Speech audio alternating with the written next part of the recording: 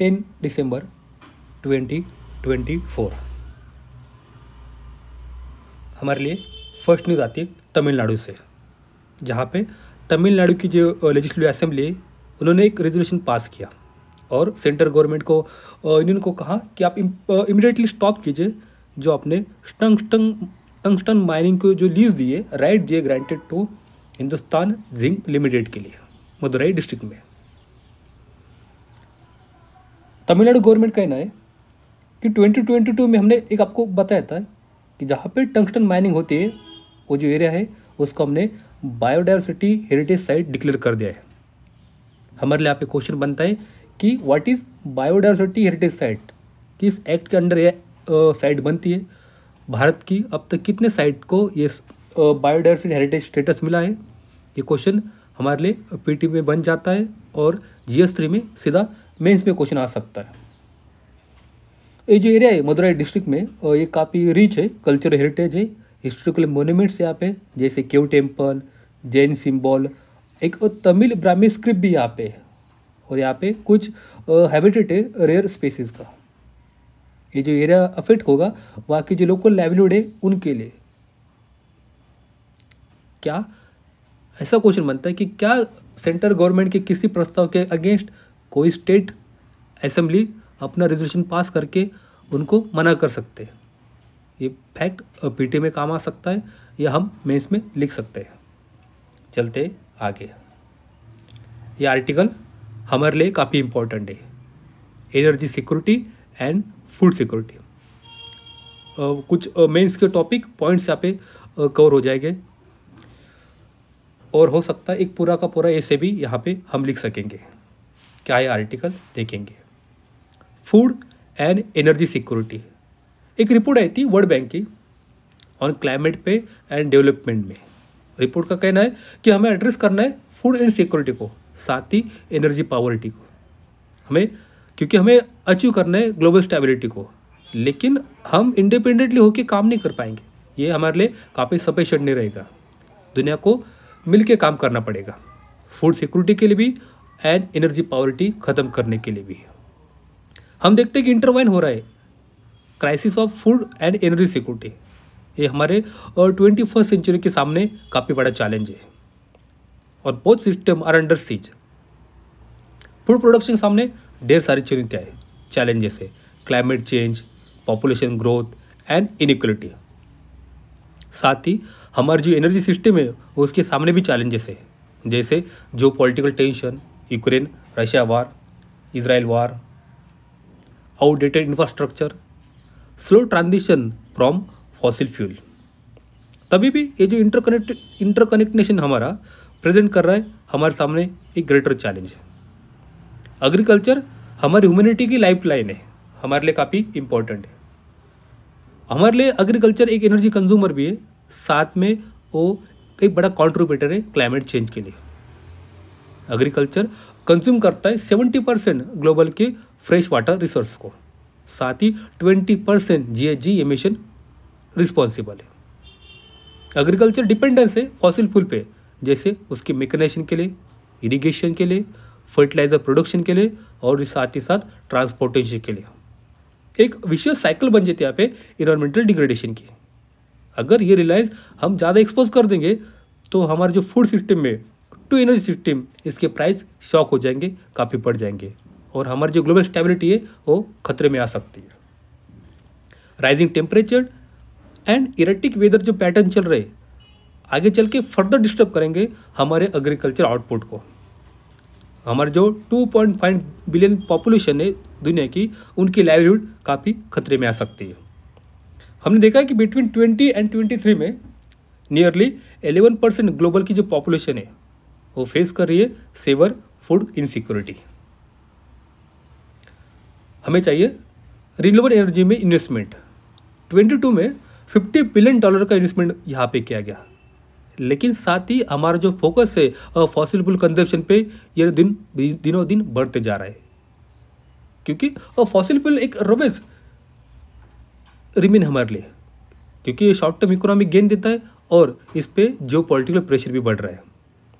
कुछ देश US, Brazil वो कंटिन्यू एक्सपांड कर रहे अपने ऑयल एंड गैस प्रोडक्शन को, प्रायोरिटी दे रहे एक्सपोर्ट के लिए एंड डोमेस्टिक एनर्जी सिक्योरिटी में। अगर हमारी डिपेंडेंसी ऐसे चलती रहेंगी जो कार्बन इंटेंसिव एनर्जी हो, हमारी एक सबमिट कर जाएंगी vulnerability of global food system में, पर्टिकुलरली ऐसे क्षेत्र में जहाँ पे लिमिटेड एक्सेस हो रिलायबल एनर्जी का। एनर्जी पावर्टी एक शार्प इनइक्वालिटी सोसाइटी में डेवलप कर देंगी। जो लो इनकम कंट्रीज है वो अकाउंट करते हैं small fraction of global energy demand का, बट वो काफ़ी बड़ा सफ़र कर जाते हैं एनर्जी डिस्ट्रप्शन की वजह से। आप ग्रामीण रूरल एरिया में देखते हो जहाँ पे एनर्जी डिपेंडेंट एक हिंडर कर जाती है agriculture productivity leading to higher food prices, और साथ ही हमारी जो पावर्टी है काफ़ी डिप हो जाती है। एग्रीकल्चर जो रिलायंस है फॉसिल फ्यूल पे, ये फर्दर हाईलाइट करता है उसकी वल्नरेबिलिटी को। हम देखते हैं नेचुरल गैस एक क्रिटिकल कंपोनेंट है फर्टिलाइजर प्रोडक्शन के लिए, एक फीड स्टॉक भी है और हमारे लिए एनर्जी सोर्स भी है। अगर नेचुरल गैस की प्राइस में वैलेटिलिटी आ जाती है तो डायरेक्टली इम्पैक्ट करता है फर्टिलाइजर कॉस्ट को, साथ ही ग्लोबल फूड प्राइसेस को भी। जो पॉलिटिकल एक्शन की वजह से भी इसमें इशू आ सकते हैं, जैसे चाइना ने 2021 में बैन किया था अपने फॉस्फेट फर्टिलाइजर को एक्सपोर्ट करने से। इस वजह से दुनिया भर में डिस्टर्ब हुआ था एग्रीकल्चर सप्लाई चेन में। इंडिया इंपोर्ट करता है 60% हमारा di ammonium phosphate fertiliser DAP fertiliser. इस वजह से सिग्निफिकेंट डिले हो सकता है हमारे क्रॉपिंग सीजन में, साथ ही साथ हम एक्सपोज हो सकते हैं its vulnerability to external shock की वजह से। रिन्यूएबल एनर्जी एक ऑफर देता है हमें ग्लैमर ऑफ होप, बट इसकी जो डिप्लॉयमेंट कॉस्ट है काफ़ी बड़ी है, काफ़ी अनइवन है। हम हाई इनकम कंट्री की तरफ चलते हैं जहाँ तक उन्होंने 83% न्यू रिन्यूएबल कैपेसिटी को इंस्टैब्लिश किया है, लेकिन जो लो इनकम नेशंस है वो अभी भी रिलायंट है on outdated and carbon intensive system पे। हमें सोलर पावर इरिगेशन की तरफ चलना चाहिए, साथ ही बायोमास एनर्जी सोल्यूशन की तरफ भी। ये हमारे एग्रीकल्चर को ट्रांसफॉर्म कर सकता है, लेकिन उसकी जो कॉस्ट है और उसका जो इंफ्रास्ट्रक्चर है ये काफ़ी लिमिट कर देता है हमारी रीच को। एग्रीकल्चर का काफ़ी बड़ा रोल है, हमें फीड करना है हमारी बढ़ती पॉपुलेशन को। हम सपोर्ट करेंगे ग्लोबल एनर्जी ट्रांजिशन को बाय प्रोड्यूसिंग बायोफ्यूल से। ये जो ड्यूअल रोल है एग्रीकल्चर का, पॉपुलेशन को भी फीड करना है, बायोफ्यूल भी बनाना है, इसके जो फूड सिक्योरिटी पे काफ़ी बड़ा क्वेश्चन बन जाता है एनर्जी नीड के साथ से, क्योंकि बायोफ्यूल प्रोडक्शन के लिए हमें चाहिए काफ़ी बड़ा लैंड, काफ़ी चाहिए बड़ी मात्रा में वाटर रिसोर्सेस। हमारी दुनिया में जहाँ पे 12% पॉपुलेशन हंगर फेस करती है, क्या हमारी प्रायोरिटी एनर्जी भी होनी चाहिए ओवर फूड? क्या ये मोरली सही है, मोरली डिफेंसिबल है? ये बड़ा क्वेश्चन बन सकता है।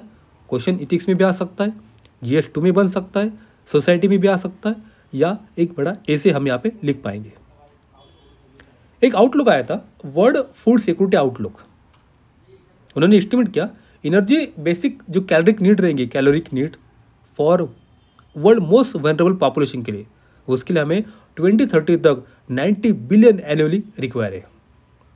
हमें टैकल करना है मॉलन्यूट्रिशन अमंग वुमन एंड चिल्ड्रन में, उसके लिए साथ ही हमें 11 बिलियन हर साल चाहिए। हमें ट्रांसफॉर्म करना है हमारी ग्लोबल फूड सिस्टम को, उसकी कॉस्ट आएगी $300 to $400 बिलियन, जस्ट 0.5% हमारे ग्लोबल GDP का।